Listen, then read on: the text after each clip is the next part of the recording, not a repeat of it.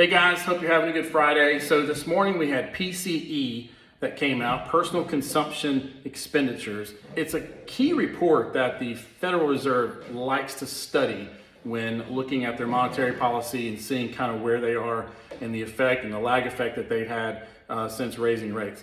And this morning, year over year, it came in a little bit lower than expected. So the markets are responding to that pretty well. I could get into the weeds about how they calculated 6 months and then they annualize that number, and that number is like 3.9. But if you look at it right now, it's more like 2.9 if you don't look at the weighted averages, which is significant because the Feds have talked about how they want that core number to be at 2%. Bottom line is we are heading in that direction no matter how you analyze it and how you split it up. But you know, we're in the weeds.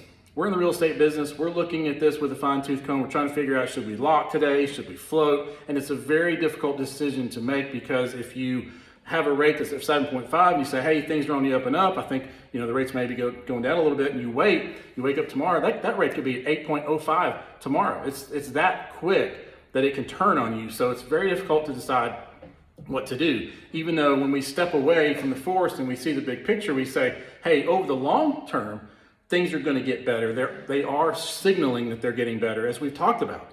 But day to day, it's painful. It's very difficult to navigate. So how do we overcome that?